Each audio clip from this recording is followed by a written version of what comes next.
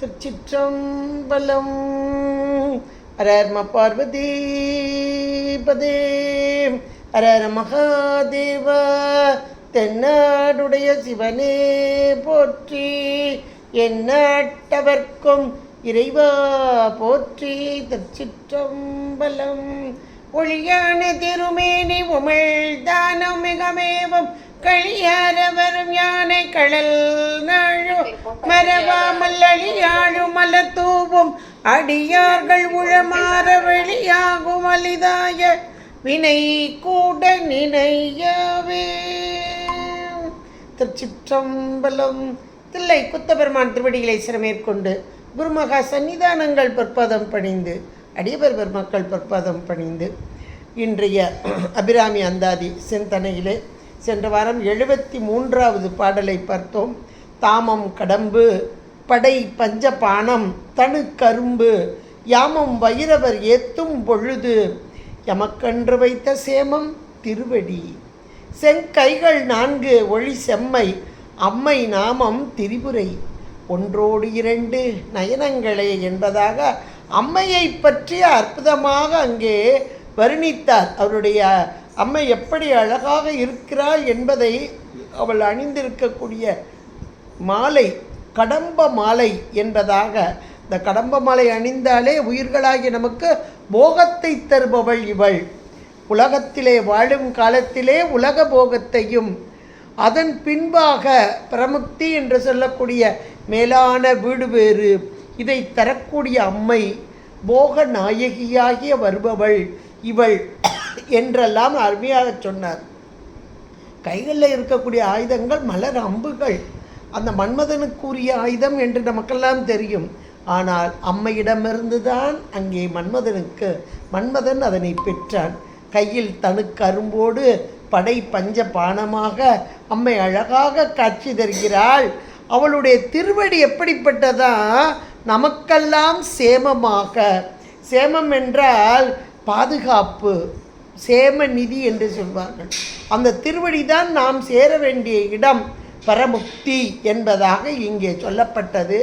இதை தொடர்ந்து அது அந்தாதி பாடல், அதாவது பொருளாலும் சொல்லாலும் தொடர்ந்து வருவது தானே அந்தாதி. அதை தொடர்ந்து அப்படியே அந்தாதி பாடலாக அடுத்த பாடலை கொடுக்கிறார் அபிராமிப்பட்டர். நயனங்கள் 3 உடை நாதனும் வேதமும் நாரணனும் அயனும் பரவும் அபிராமவல்லி அடி இணையை பயன் என்று கொண்டவர் பாவையர் ஆடவும் பாடவும் பொன் சயனம் பொருந்து தமணியக்காவினில் தங்குவரே. அதாவது பேர்பட்ட அம்மையின் அழகு, அவளுடைய சௌந்தரியம், அவளோடு அணிந்திருக்கும் ஆபரணம், கையில் கொண்ட அந்த அம்பு, இதையெல்லாம் சொல்லி அபிராமிப்பட்டர் இப்படிப்பட்ட அம்மையை யாரெல்லாம் வணங்கி வழிபாடு செய்கிறார்கள், அப்படி வழிபடுவதால் என்ன பயன் அப்படின்றத இந்த 74வது பாடலை அழகாக பட்டியல் போடுறார். இன்றைக்கி நாமெல்லாம் இன்றைக்கு அம்மையை வழிபாடு செய்கிறோம். இவருடைய பாடல்களை, அபிராமி அந்தாதி பாடல்களை பாடும்போதே அம்மை நம்முடைய கண் முன்பாக வந்து நிற்கிறார். அழகான தோற்றத்திலே. அபி என்றால் மேலான, ராமி என்றால் அழகு, அழகுக்கு வருவதும் ஒவ்வாத வள்ளி அபிராம வள்ளி என்பது போல அழகான திருக்கோலத்திலே நம் கண் முன்பாக அப்படியே காட்சி தெரியும். அந்த காட்சியைத்தான் இங்கே கொண்டு வருகிறார் இந்த பாடலில். யாரெல்லாம் அப்படி வழிபடுகிறார்கள், அது 73வது பாடலில் அப்படியே அவளுடைய அழகு காட்சியை கொண்டு வந்து அந்த திருவடி தான் நமக்கு சேமம் என்பதை சொல்லி, அந்த திருவடி சார்பு பெற்றவர்கள் யார், அந்த திருவடியினால் பெற்ற பயன் என்ன என்பதை அங்கே சொல்கிறார். அடியார்கள் இயல்பு, சதா காலமும் திருவடியே நினைந்து வழிபடுபவர்கள் தான் அடியார்கள். அந்த திருவடியை தவிர வேறு எந்த போகத்தையும் விரும்ப மாட்டார்கள். வேண்டேன் புகழ், வேண்டேன் செல்வம், வேண்டேன் விண்ணும் மண்ணும் என்று வேண்டாமை என்ற அந்த விழுமை கொண்டவர்கள். அதில் மணிக்கவாசகர் எல்லா இடத்தங்களையும் சொல்கிறார்.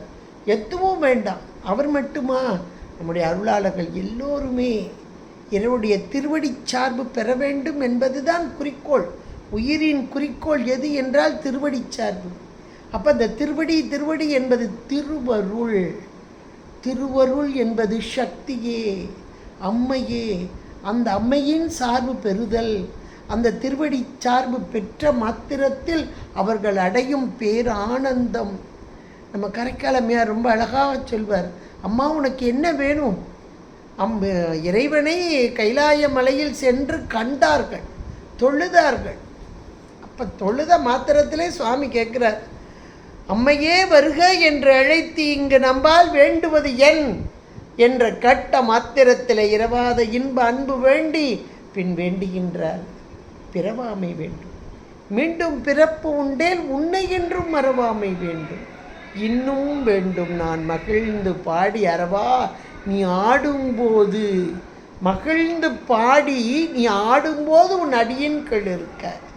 எவ்வளோ ஒரு அருமையான ஒன்று பாருங்கள். அப்போ அந்த திருவடி சார்பு இதை மட்டுமே விரும்பக்கூடிய அடியவர்கள். இதுதான் அடியாருடைய இயல்பு. அடியினை பரவுதல். 63 நாயன்மார்கள் எங்கே இருக்கிறார்கள் என்பதை செக்கலார் பெருமான் மிக அழகாக சொல்வார். இறைவனே எடுத்து கொடுக்க உலகலாம் என்று எடுத்து கொடுக்க உலகலாம் உணர்ந்து ஓதுதற்கு அரியவன் நில உலாவிய நீர்மலி வேணியன் அலகில் சோதியன் அம்பலத்து ஆடுவான் மலர் சிலம்படி வாழ்த்தி வணங்குவான். இந்த பாயிரச் செய்யுள், இந்த செய்யுள்ள இவர் என்ன நூல் செய்ய போகிறார்? திருத்தொண்டர் புராணம், அடியார்களின் புராணத்தை வரலாறை சொல்ல போகிறார். அப்போ பொருள் உரைத்தல், அதுதான் பாயிரம். இது எங்கே வருபொருள் இருக்கிறது அப்படின்னு தேடி பார்த்தா அந்த தூக்கிய திருவடியை சொல்கிறார் பாருங்கள். எப்படி அந்த திருவடி என்பது எதற்காக? மலர் சிலம்படி, மலர்தலாகிய மலரும் மலர்கின்ற சிலம்படி என்று வினைத்தொகையாக அந்த மலர் சிலம்படியை வாழ்த்தி வணங்குவாம். வாழ்த்துதலும் வணங்குதலும். அப்போ அந்த சிலம்படி என்பது எது என்றால் ஆகுவேராக அடியார்களின் இருப்பிடம். இந்த திருவடி சார்பு பெற்ற அடியார்களின் இருப்பிடம். அடியார்களை வாழ்த்தி வணங்குதல் தான் இங்கே வருபொருளாக இருக்கிறது. அந்த அடியார்களுடைய இருப்பிடமாக இறைவனுடைய தூக்கிய திருவடி மலர் திருவடி, மலர்பாதம் என்று சொல்லக்கூடியது. இதைத்தான் இங்கே அம்மை வேறு இறைவன் வேறு அல்ல. அந்த அடியார்கள் இயல்பு என்ன? யாரெல்லாம் அம்மையை வந்து வணங்குகிறார்கள், அவர்கள் வேண்டுவது என்ன என்ற மாத்திரத்தில் திருவடி சார்பையே இவர்கள் விரும்புகிறார்கள். அப்படி விரும்புவர்கள் யாரெல்லாம் என்று ஒரு பட்டியல் போடுறார் அருமையா. திருவடி சார்பு சரி, திருவடி சார்பை தவிர எங்களுக்கு எதுவுமே வேண்டாம். கொள்ளேன் புரந்தரன் மால் அயன் வாழ்வு குடிகடினும் நல்லேன். எதுவுமே வேண்டாம். இந்திரலோகமா அது வேண்டாம், இது வேண்டாம், எதுவுமே வேண்டாம், இந்த திருவடி சார்பு தான் வேண்டும் என்று கேட்ட பெருமக்கள். அப்போ அவங்கள யார்? இந்த அம்மையை வந்து அவருடைய பாதார விந்தங்களை வந்து வழிபாடு செய்யக்கூடியவர்கள் யார் என்பதை ஒரு பெரிய பட்டியலாக அருமையாக போடுறார் பாருங்க. நயனங்கள் 3 உடை நாதனும். இறைவன் எம்பெருமான் 3 நயனங்களை உடையவனாக. ஏற்கனவே போன பாட்டிலேயே அம்மைக்கு அங்கே 3 விழிகளாக சொல்லப்பட்டது. ஒன்றோடு 2 நயனங்களே என்றுதான் அங்கே நிறைவு செய்தார், அந்தமாக்கினார். இப்போ ஆதியாக்கிறார். இவள் வேறு அவர் வேறு அல்ல என்பது போல 3 திருநயனங்களை உடைய அம்மை என்று சொன்னியவர் நயனங்கள் 3 உடை நாதனும் என்று ஆரம்பிக்கிறார். சூரிய சந்திர அக்னியாக 3 நயனங்களை உடைய அம்மை, நயனங்கள் 3 உடை நாதனும். இறைவன் வணங்குவாரா என்றால் இறைவன் வேறு இறைவி வேறு அல்ல. சதா காலமும் அந்த திருவருள் கருணையோடு கூடிய இறைவன். அந்த திருவடி என்பதே திருவருள்தான். திருவருள், திருவடி, இது எல்லாமே ஞானம், இது எல்லாமே ஒரே பொருளை கொடுக்கக்கூடியது. இன்னும் சொல்லப்போனால் திருவடி சார்புதான் பரமுக்தி, மற்றதெல்லாம் பதமுக்தி. இந்த முக்தியிலையும் எத்தனை வகை இருக்குது? பதமுக்தி ஒன்று, பரமுக்தி ஒன்று. இந்த பதமுக்தி என்பது இந்திர பதவி, வைகுந்த பதவி, இதெல்லாம் மோட்சம், இப்படியெல்லாம் சொல்கிறதெல்லாம் பதம். அப்போ பதம் பரம் ரெண்டுக்குள்ள வேறுபாடு என்ன அப்படின்னா, பதம் என்பது இப்போ இந்திரலோகம், வைகுந்தலோகம் இப்படியெல்லாம் போகிறாங்க. இப்போ சத்தியலோகம் இப்படியெல்லாம் இருக்குது. அப்போ அந்த லோகத்தில் இருக்கும் அங்கே ஆன்மாக்கள், இது ஒரு பக்குவமற்ற ஆன்மாக்கள் தான் அப்படிப்பட்ட ஒரு பதத்தை அடையும். வையத்துள் வாழ்வாங்கு வாழ்பவர் வான் உறையும் தெய்வத்துள் வைக்கப்படும். வான் உறையும் தெய்வத்துள் அப்படின்னா அந்த பதமுக்தியை அங்கே இருக்கக்கூடிய அந்த தெய்வம், இவர்களெல்லாம் தெய்வம் என்று சொல்லப்படுகிறது. அவர்களுக்கு ஒரு இடம் கொடுக்கப்பட்டிருக்கு. அவங்க யாருன்னா இந்த உலகத்தில் யார் வாழ்வாங்கு வாழ்கிறார்களோ, தனக்கென வாழாமல் பிறர்க்கென வாழ்தல், இது ஒரு வாழ்க்கை. தனக்கென வாழ்ந்தும் தன்னை சார்ந்தவர்களுக்கு வாழ்தலும் ஒரு வாழ்க்கை. தனக்கு மட்டுமே வாழ்தல் ஒரு வாழ்க்கை. இப்படி 3 வகையாக பிரிச்சுக்கலாம். ஒவ்வொரு நாளும் நம்மை நாமே சோதித்து பார்க்கணும், நம்ம யாருக்காக வாழ்கிறோம் அப்படின்னு. பொதுவாக பெண்கள் அப்படின்னா வீட்டில் சமையல் பண்ணுவோம். அந்த காலம் பண்ணுற சமையல்லாம் வேறு. அந்த காலம் சமையல் பண்ணும்போதே அரிசியை எடுத்து போடும்போதே ஒரு பிடி தனியாக எக்ஸ்ட்ரா போடுவாங்களாம். எதுக்குன்னா அதிதி அப்படின்னு சொல்லுவாங்க. அதிதினா புதிதாக வருபவர்கள், யாரேனும் வர வேண்டும் என்று மனதிற்குள் நினைந்து கொண்டு போடுவாங்களாம். இப்போ யாராவது வந்துடக்கூடாதுன்னு நினச்சிட்டே தான் இப்போ அரிசியை போட வேண்டியது இருக்குது. அந்த மாதிரி ஒரு காலமாயிட்டு, யார் வந்தாலும் நமக்கு டிஸ்டர்பன்ஸாக ஆகிற காலமாயிட்டு. ஆனால் ஒரு காலம் அதிதி என்றால் விருந்து. விருந்துனா நம்ம சொந்தக்காரங்க இல்லை, புதிதாக விருந்துன்ற சொல்லுக்கே புதிது, நவம் புதிது என்று பொருள். அவர்கள் வர வேண்டும், ஏன்னா அவர்களில் ஒருவனாக இறைவனே வருவார் அப்படின்றது. ஏன்னா அவர்கள் வடிவாகவே இறைவன் வருவார் அப்படின்றதெல்லாம் அங்கே அமைந்திருக்குது.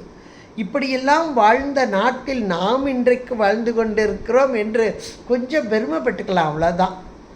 அப்படிப்பட்டதாக இப்போது இந்த நேரத்தில் நீங்கள் யோசித்து பாருங்கள், வையத்துள் வாழ்வாங்கு வாழ்பவன். அப்போ பிறருக்காக வாழ்தல் என்பது மேலான வாழ்க்கை.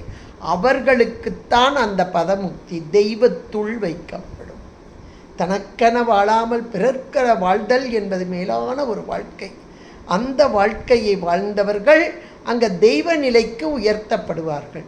சாதாரண ஆத்மாவாக இருந்தவர் மகா ஆத்மாவாக, பிறருக்காகவே தன்னுடைய வாழ்நாளை செலவழித்தவர்கள் மகாத்மா, மகா ஆத்மா என்பதாக. அதை போல இங்கே இப்படி வாழ்பவர்களுக்கு மேலான பதமுக்தி. அப்போ பதம் என்பது குறிப்பிட்ட காலம்.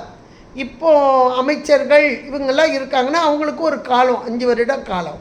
ஆனால் இந்த பதத்துக்குன்னு ஒரு காலம் உண்டு. இப்போ இந்திர பதத்தில் இருக்கிறன்னா அதுக்கு ஒரு காலம் இருக்குது. அப்புறம் அடுத்து வைகுந்தம்னா அதுக்கு ஒரு காலம். ஒவ்வொன்றுக்கும் வேறு வேறு காலம். ஏன்னா ஒவ்வொருவரும் வேறுபட்ட தவத்தை செய்தவர்கள், அவ்வளோதான். வேறுபட்ட தவம். இப்போ பிரம்மானா அவருக்குரிய தவம் ஒரு குறிப்பிட்ட காலம், அதனால் அவருக்கு பிரம்ம பதவி, பிரம்மலோகம் அப்படின்றது. இந்திரன் அவனுக்குரிய தவத்தை செய்தவன், அவனுக்குரிய பதம் பதவி. விஷ்ணு, மகாவிஷ்ணு அவர் செய்த தவம், அதற்கு வைகுந்தலோகம். அப்போ இது எல்லாமே ஒரு அவர்கள் செய்த தவத்தின் காரணமாக கூட கூட கூட இது ஒன்று அப்படி கூடிக்கிட்டே போகும். இந்திரன், அடுத்து பிரம்மன், அடுத்து விஷ்ணு, இப்படி கூடிக்கொண்டே வரும். ஆனால் இதுவும் கால எல்லையே. அந்த காலம் முடியும் போது மீண்டும் வருவார்கள். எங்கே? இந்த பூலோகத்தில். இது சாத்திரம் நமக்கு தெளிவாக சொல்லுது. மீண்டும் இங்கே வருவார்கள். வந்து இறைவனை வணங்கி வழிபாடு செய்து மீண்டும் அவர் செய்த அந்த பலத்தின் காரணமாக இங்கே செய்கிறாங்க பாருங்க தவம். இதற்கு ஏற்றாற்போல பரமுக்தியோ பதமுக்தியோ மீண்டும் மீண்டும் பதமுக்தியே அடையலாம் அல்லது பரமுக்தியே அடையலாம், அவ்வளோதான். இதைத்தான் இந்த பாடல் இப்போ நம்ம பார்க்க போகிற 74வது பாடல். யாரெல்லாம் அம்மையை வழிபட்டார்கள், என்ன பயனை அடைந்தார்கள்? பயன் என்பது திருவடி சார்பு தான். திருவடி என்பதுதான் பரமுக்தி, மீண்டு வாரா நிலை, மீண்டு வாராத நிலை. அப்படியே அதிலேயே பேரின்பத்தில் திளைத்தல். இது சிற்றின்பந்தான். இந்திர பதவி சிற்றின்பந்தான். பிரம்மலோகம் சிற்றின்பந்தான். ஒவ்வொருத்தரும் எப்படியெல்லாம் இன்பத்தை அனுபவித்து கொண்டு இருக்கிறார்கள் என்பதை அங்கே எடுத்துரைக்கும். அந்தந்த புராணங்கள் எடுத்திங்கன்னா கூட பிரம்ம புராணம் இருக்குது, விஷ்ணு புராணம் இருக்குது. இதெல்லாம் ஒன்றுனே எடுத்து பார்த்தீங்கன்னா கூட தெரியும் அவங்க எப்படியெல்லாம் அனுபவித்தார்கள் அப்படின்னு. அதுலேயும் அவங்க தவறு செய்த போது மீண்டும் இங்கே வந்து வழிபாடு செய்த தலங்கள் இன்னைக்கு நமக்கு இருக்குது. தலங்கள் இருந்து அங்கே வந்து வழிபாடு செய்தார்கள் என்று நம்ம அருமையாக புராணங்கள் எல்லாம் எடுத்து சொல்கிறது. அதைத்தான் இப்போ இந்த பாட்டில் அழகாக சொல்ற, நயனங்கள் மூன்றுடை நாதனும் சூரிய சந்திர அக்னியே தனக்கு கண்களாக கொண்ட இறைவன் எம்பெருமானால் புகழப்பட்ட அம்மையை புகழ்ந்து பாடி இருக்கும் இறைவன். இதை நமக்கு சகஸ்ரநாமம் மிக அழகாக சொல்கிறது. மகாபைரவ பூஜிதாயை. மகாபைரவர் என்பது இறைவன் எம்பெருமானுக்கே உரிய ஒரு திருநாமமாக அமைந்துள்ளது. மகாபைரவ பூஜிதாயை, பைரவ கோலம் கொண்டு வந்து அம்மையை வழிபட்டது. சிவ ஆராத்யாயை, சிவாராத்யை நமக. இதெல்லாம் இப்போ இறைவனால் சிவபெருமானால் புகழப்பட்ட அம்மை என்பதாக. நயனங்கள் மூன்றுடை நாதனும் பரவும். இந்த இடத்துல நீங்கள் ஒவ்வொரு இந்த பாட்டில் முதல்ல நயனங்கள் மூன்றுடை நாதனும் இருக்குது. அதை நம்பர் 1 போட்டுக்கிட்டு பரவும் அபிராம வள்ளி அப்படின்னு வச்சுக்கலாம். எல்லா இதுலேயுமே யாரெல்லாம் பரவுதல் என்றால் புகழ்ந்து பாடி போற்றுதல். அப்போ நயனங்கள் மூன்றை நாதனும் பரவும் அபிராமவல்லி, வேதமும் பரவும் அபிராமவல்லி, நாரணனும் பரவும் அபிராமவல்லி, அயனும் பரவும் அபிராமவல்லி. 1 2 3 4 நீங்கள் வரிசையாக போட்டுக்கலாம். அப்போ நயனங்கள் மூன்றுடைய நாதனும் பரவும் அபிராமவல்லி. அடுத்து வேதங்கள்.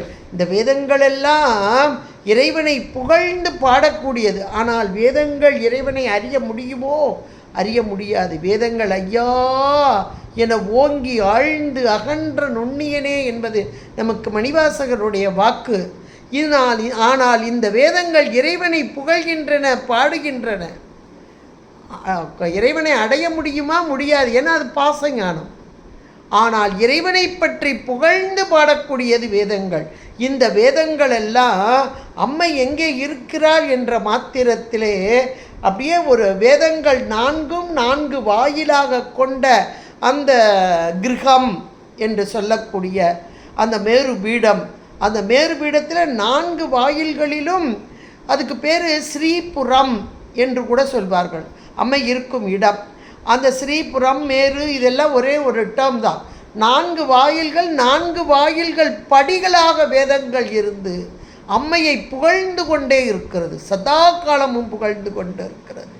ஸ்ருதி ஷம்ஸ்துத வைப்பவா. அம்மைக்கு பேரே அதுதான். சகஸ்ர நாமத்தில் அழகாக வருது.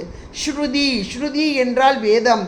ஏனென்றால் வேதம் எழுதா கிளவி, எழுதப்படாத கிளவி, செவிகளால் கேட்கக்கூடியது. அதான் ஸ்ருதி.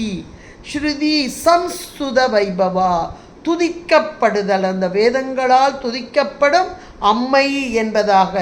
வேத வேத்யாயை நமக. இதுவும் சகஸ்ரநாமம் அங்கே சொல்லக்கூடியதாக இருக்கிறது. வேதமும் பரவும் அபிராமவல்லி. அடுத்து நாரணனும் நாராயணம். அந்த நாராயணன் எதிலே இருக்கிறார்? தாமரை மலரின் மீது இருக்கக்கூடியது. அந்த நாரணனும் கமலாஷ நிஷேவித்தா, அந்த நாராயணனால் புகழப்படக்கூடிய அம்மை என்பதாக அபிராமவல்லி. அந்த நாரணன் மட்டுமா? அயனும். அயன் என்ற மாத்திரத்திலே இந்த நாரணனையும்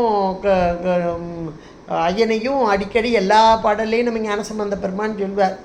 இந்த 2 பேராலும் புகழப்படக்கூடிய அம்மை என்பதாக அந்த அயனை அப்படியே கடைசியில் கொண்டு வர்றார். அயனும் பரவும் என்பதாக. ஹரிபிரமேந்திர சேவிதா என்பதெல்லாம் இங்கே சொல்லப்படக்கூடியதாக இருக்கிறது. பிரக்மோபேந்திர மகேந்திராதி தேவசம்ஸ்துத வைபவா. இதெல்லாம் சகஸ்ரநாமம். இந்த ஒரு பாட்டிலே எத்தனை சகஸ்ரநாமம் வந்துட்டு பாருங்க. அத்தனையும் அம்மையை, இவர்களெல்லாம் அம்மையை போற்றுவதை அழகாக இங்கே எடுத்து சொல்லக்கூடியதாக. இப்படி எல்லோராலும் போற்றப்படக்கூடிய அம்மை. நயனங்கள் மூன்றுடைநாதன், வேதமும் நாராயணனும் அயனும் பரவும் அபிராமவல்லி என்பதாக. இது ஏற்கனவே 2-3 பாட்டிலையும் சொல்கிறார். கமலாலயனும் மகள்வுறவேணி மகள்னனும் மாலும் வணங்கி என்று ஒரு பாட்டில் சொல்லியிருக்காரு. மற்ற தேவர் மூவரும் யாவரும் போற்றும் முகழ் நகையே அப்படின்னு ஒரு பாட்டில் வேற சொல்லியிருக்கிறாரு. இப்படி 3 மூர்த்திகளாலும் வேதங்களாலும் போற்றப்படக்கூடிய அந்த அபிராமவல்லியின் திருவடிகள், அதை அடைந்தவர்கள் யார்? அடியவர்கள். அதுதான் முடிவான பயன், முடிந்த பயன் சொல்லுவாங்க பாருங்க. அந்த முடிந்த பயனாகிய திருவடி சார்பு அது எதை தருகிறது? போகத்தை தருகிறதா? போகம் என்ன போகம்? சுக போகம்தான் உண்மைக்கே. ஆனால் அந்த போகம் எப்படிப்பட்டது? இந்த இந்திர போகம் மாதிரி இருக்குமா அப்படின்னு ஒரு கேள்வி. அந்த கேள்விக்கு பதில் அப்படியே அபிராமி பட்டர் கொடுக்குறார், இதிலேயே கொடுக்குறார். இந்த அபிராமவல்லி அயனும் இவங்க எல்லாரும் பரவும் அபிராமவல்லி அடியினையை பயன் என்று கொண்டவர். இதை சதா காலமும் துதித்து வணங்கி இதுதான் பயன், இதுதான் முடிந்த பயன் என்று கொண்டவர் என்று அப்படி அழகாக கொண்டு சொல்கிறாரு. சொல்லிட்டு அடுத்து ஒரு வார்த்தையை கொண்டு வர்றாரு பாருங்க. ஏன்னா இது எப்படிப்பட்ட பயன் என்பதை நாமெல்லாம் உணரணும் இல்லையா? அவர் அனுபவித்தவர். சதா காலமும் அம்மையினுடைய திருவடியே சார்பு பெற்று அந்த திருவடி தரும் இன்பத்தை பேரின்பத்தில் திளைத்தவர் அந்த அபிராமிப்பட்டவர். அப்போ அந்த இன்பம் எப்படி இருக்கும் அப்படின்றத நமக்கு சொல்லணும் இல்லையா? நமக்கு தெரிஞ்சது இந்த உலக இன்பம், பெற்ற சிற்றின்பம். ஆனால் இந்த சிற்றின்பத்தை இது மாதிரி இருக்குமா? கூவல் ஆமை குறைகடல் ஆமையை அது வந்து கேட்குது. அங்கே கடலில் இருக்கிற குளத்தில் இருக்கிற கிணத்துல இருக்க தவளை போய் அங்கே போய் கேட்குது, ஆமை போய் அங்கே கேட்குது, எங்கள் கிணறு மாதிரி பெருசாக இருக்குமா அப்படின்னு கேட்குது. கூவல் ஆமை குறைகடல் ஆமையை. அது போல் இப்போ நமக்கு என்ன தெரியும்? இந்த உலகத்து இன்பம் தெரியும், சிற்றின்பம் தெரியும். நாங்கள் இங்கே அனுபவிக்கிறோம் பாருங்கள், இது மாதிரி இன்பம் இருக்குமா அப்படின்னு ஒரு கேள்வியை கேட்டு பாருங்க. ஆமாம் இருக்கும், ஏன்னா இதுதான் நமக்கு தெரியும். இன்னும் கொஞ்சம் நூல்கள் படித்தவங்களுக்கு இந்த இந்திர போகம்னு ஒன்று சொல்லுவாங்க. அந்த இந்திர போகத்தை இப்போ கொண்டு வர்றாரு பாருங்க. அங்கே எப்படி இருக்கும்? எப்பவும் பாட்டு தான். அது இப்போ காலத்துக்கு இது ரொம்ப ஒத்து வரும். அந்த காலத்தில் சொன்னால் கூட இது ரொம்ப பேருக்கு தெரியாது. கொஞ்சம் பேருக்கு ரொம்ப வசதியாக இருக்கவங்க வேணால் பாட்டு கூத்து டான்ஸ் அப்படிலாம் ஆடிக்கிட்டு இருப்பாங்க. இப்போ எல்லாருமே எல்லா இடத்துலையும் ஆட ஆரம்பிச்சிட்டாங்க. அந்த இந்திர போகம் அதை அப்படியே இங்கே கொண்டு வர தேவேந்திர லோகம் அப்படின்ற தேவலோக மகளிர்களெல்லாம் கூடி அங்கே ஆடல் பாடல் அப்படியே கழிப்பு, எந்த நேரமும் சந்தோஷந்தான். இதை திருவிளையாடல் புராணத்தில் ரொம்ப அழகாக ஆசிரியர் சொல்வார், பரஞ்சோதியார் சொல்வார் பாருங்க. ஏன்னா அந்த தேவேந்திரன் அந்த தேவலோகத்திலே அவன் தான் ஹெட்டு, ஹெச்ஓடின்னு சொல்லுவாங்க இல்லையா, ஹெட்டு. அப்போ அவனுடைய அந்த லோகம் எப்படி இருக்கிறது? அந்த மகளிர்கள், தேவ மகளிர்கள் எல்லாம் சதா காலமும் ஆடிக்கொண்டு பாடிக்கொண்டு இருக்கக்கூடிய அதில் இவன் திளைத்து போயிருக்கிறான். அந்த பொன்மயமான அந்த பாய், அந்த அந்த இடமே அப்படி இருக்குது. கற்பக விருட்சம் அது பொன்மயமாக இருக்கிறது. அந்த கற்பக காடு, அந்த பொன்மயமான கற்பக விருட்சம் அது காடு போல இருக்கிறது. அதுக்கு நடுவில் இருக்கக்கூடியது அது பொன்மயமானது. தமணியக்கா பொன்மயமானது. அந்த இடத்துல தேவலோக மகளிர் அரம்பை முதலிய அந்த மகளிர்கள் நடனம் ஆடி பாடிக்கொண்டு அதை கேட்டு இன்பத்தில் திளைத்து போயிருக்கும் தேவேந்திரன். முன்னதா முகத்தில் வண்டு மூசு மந்தார நீழல் பொன்னவீர் சுணங்குண் கொங்கை புலோமசை மணாளன் பொற்பூம் மின்னவிர்ந்து இமைப்ப சிங்கம் சுமந்த மெல்லனை மேல் மேவி. இதெல்லாம் அந்த இந்திரன் அனுபவிக்கிறது அப்படியே பட்டியல் போடுறார். அதை இந்திரன் பழிதீர்த்த வட்டலத்தில் பட்டியல் போடுறார். அன்னமென் நடையார் ஆடும் ஆடல் மேல் ஆர்வம் வைத்தான், மூவகை மலரும் பூத்து வண்டுள்ளே முழங்க தெய்வ பூ அலர் கொடி பேர்ந்தன்ன பொன்னனார் கூத்தும். தேவ மகளிரெல்லாம் அங்கே ஆடிக்கொண்டு இருக்கிறார்கள். ஆடி பாடி கூத்தாடி கொண்டிருக்கிறார்கள். பொன்னனார் கொத்தும் அன்னார் நாளர் அமுதும் அன்ன பாடலும் நாட்டுக்காவலன் என தேவேந்திரத்துக்கு, அந்த லோகத்துக்கு, இந்திர லோகத்துக்கு இவன் தான் தலைவன். கண்டு கேட்டு களிமதுக்கடலின் ஆழ்ந்தான். அப்போ அப்படி ஒரு இன்பத்தை இந்திரலோகம்னு சொல்கிறோமே, ஒரு சொர்க்கங்க, சரியான. அது நமக்கு தெரியாது. இந்த உலகத்தில் இன்றைக்கி ஆடி பாடி கொண்டாடி ராத்திரி பூரா கழிச்சிட்டு மறுநாள் 2 நாளைக்கு தூங்கி எழுந்திருக்காங்க பாருங்கள். அது எது? குறிப்பிட்ட காலம் ஆட்டம் பாட்டம் கொண்டாட்டம். அதனால் வரும் துன்பம் அடுத்தாப்பில், அந்த துன்பத்தினால் உடல் படும் வேதனை, அதனை தீர்த்து கொள்வது. இதுதான் இன்றைக்கு காலகட்டம். அதுதான் அங்கே தேவேந்திரலம். ஒரு குறிப்பிட்ட காலத்தில் ஆடி பாடி கழித்து, இதெல்லாம் திருவிளையாட புராணத்தில் ரொம்ப அழகாக சொல்லப்பட்டிருக்கு. இப்படி இருக்கக்கூடிய அப்போ அது ஒரு குறிப்பிட்ட காலம். ஆடல் பாடல் கொண்டாட்டம் என்பது ஒரு வகையான இன்பம். ஆனால் இந்த இன்பம் எப்படிப்பட்டது அப்படின்னு சொல்லணும் இல்லையா? அதுக்கு இப்போ சொல்ல வர்றார் பாருங்க. அந்த நயனங்கள் மூன்றடை நாதனும் வேதமும் நாரணனும் அயனும் பரவும் அபிராம வல்லி அடியினையை பயன், அந்த திருவடியே பயன் என்று கொண்டவர், ஒரு கமா போட்டு வச்சுட்டு அடுத்து சொல்றார், பாவையர் ஆடவும் பாடவும், அந்த தேவ மகளிரெல்லாம் ஆடி பாடி கொண்டாடி இன்பத்தை விளைவித்து கொண்டிருக்கிறார். யாருக்கு? தேவேந்திரனுக்கு. இன்னும் தேவலோகத்து அங்கே இருக்கக்கூடியவர்களுக்கெல்லாம் பாவையர் ஆடவும் பாடவும் பொன் சயனம், அப்படியே பொன்னான பாய், அந்த படுக்கை கட்டில் எல்லாமே பொன்மயமானது. பொன் சயனம் பொருந்து தமணியக்கா, கா என்றால் சோலை. இங்கே கற்பக விருட்சங்கள் எல்லாம் பொன்னும் மணியுமாக குலுங்கி கொண்டிருக்கிறது. அதான் தமணியக்கா என்று சொல்லக்கூடியது. அப்படிப்பட்ட தமணியக்கா கற்பக மரம், அது பொன் நிறமானது. எல்லா வகையான மணி நவரத்தினங்கள் அத்தனையும் தரக்கூடியது. காவினில் தங்குவரே, தங்குவரே என்றது வினா. இதில் போய் தங்குவாங்களா? எவ்வளோ ஒரு இகழ்ச்சியாக பாருங்கள். இதில் போய் தங்குவாங்களா? ஆடி பாடி கொண்டாடி பூரண தங்கமும் வைரமும் நவரத்தினங்களுமாக சூழ்ந்திருக்கும் இந்த உலகத்தில் அவர்கள் தங்குவரே ஒரு வினா. தங்க மாட்டார்கள், விரும்ப மாட்டார்கள். ஏனென்றால் திருவடி சார்பு பெற்றவர்களுடைய நிலை எப்படி இருக்குன்னா, இது சிற்றின்பம் சில காலம், அது பேரின்பம். அந்த பேரின்பத்தை அடைந்தவர்கள், திருவடி சார்பு பெற்றவர்கள் இந்த சிற்றின்பத்தை அனுபவிக்க மாட்டார்கள் என்பதைத்தான் அதை மாணிக்கவாசகர் ரொம்ப காட்டாதன எல்லாம் காட்டி, சிவம் காட்டி, தாழ் தாமரை காட்டி, தன் கருணை தேன் காட்டி என்பார். அப்போ அந்த திருவடி சார்பு பெற்றவர்கள் எப்படி இருப்பார்கள்? என்னுடைய திருவடி தாமரை, அதிலே அப்படியே ஆழ்ந்து அந்த பேரின்பத்தில் திளைத்த பொழுது காட்டாதனையெல்லாம் காட்டி, இதுகாரும் நம்ம உலகத்தில் இதை இன்பம், இது இன்பம், இது இன்பம் என்று அனுபவித்து கொண்டு, இது இன்பம் அல்ல அல்ல அல்ல என்று அத்தனையும் விட்டு நீங்கும் காலம் திருவடி பேரு, அந்த பேரின்பம்.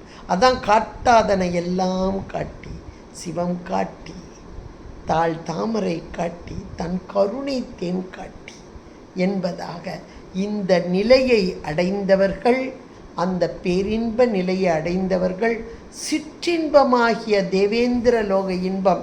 அதைத்தான் இந்த 2 வரியில பாவையர் ஆடவும் பாடவும் பொன் சயனம் பொருந்து தமணிய காவினில் தங்குவரே. தங்குவாங்களா? தங்க மாட்டார்கள். இதை விரும்ப மாட்டார்கள். இந்திர பதவியையும் அந்த இந்திரலோகம் தரும் இன்பத்தையும் விரும்ப மாட்டார்கள். திருவடி சார்பு பெற்றவர்கள். இணையா திருவடியின் தலைமேல் வைத்தலுமே துணையான சுற்றங்கள் அத்தனையும் துறந்து ஒழிந்தேன்.